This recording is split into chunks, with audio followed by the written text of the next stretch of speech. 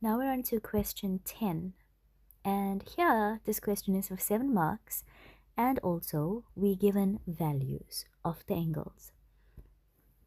So we start off by looking at sine 120 degrees. Now, remember, your aim for these type of questions is that any angle that is bigger than 90 degrees, you want to reduce it by using reduction formula. So you can get it to be an acute angle. Now, 120 lies in the second quadrant. So we're going to use 180 minus 60 degrees. Now we're focusing on cos of 210 degrees.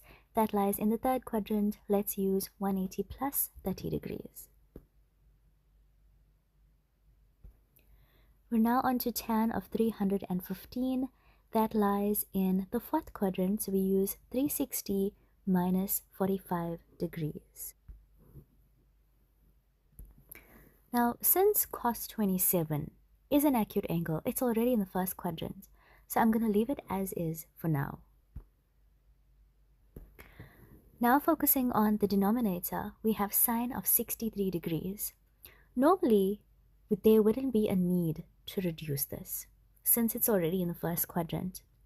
But the reason why I'm going to reduce it is because I noticed that 63 and 27 are very closely related.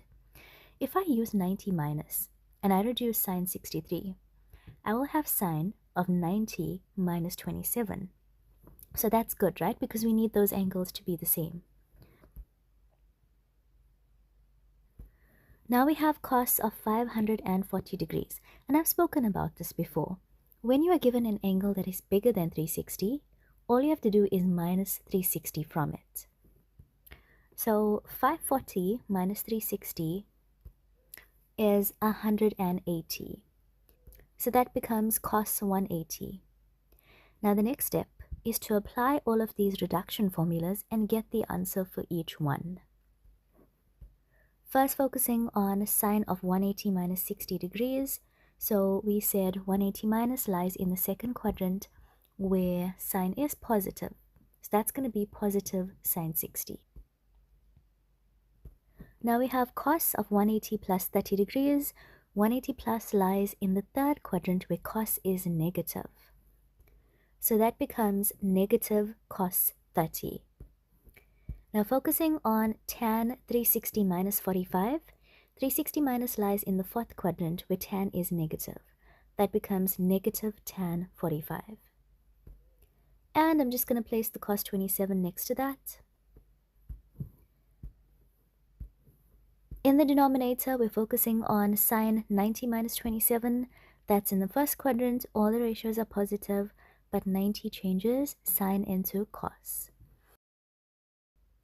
So that is cos 27.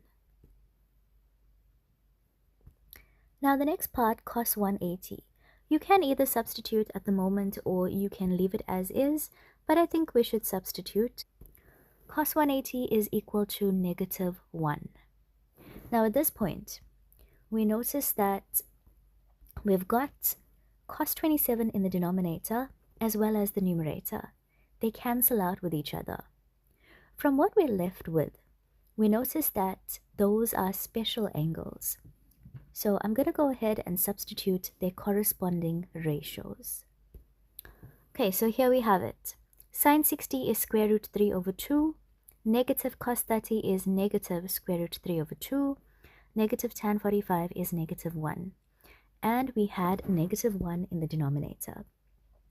So what actually happens there is the negative 1 in the numerator and denominator cancel out with each other. So we can just multiply what we're left with. And that gives you negative 3 over 4.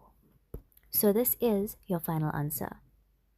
Now, since it's 7 marks, which is quite a bit, let me show you where the marks were given. So you had marks allocated to all of the answers from the reduction formula.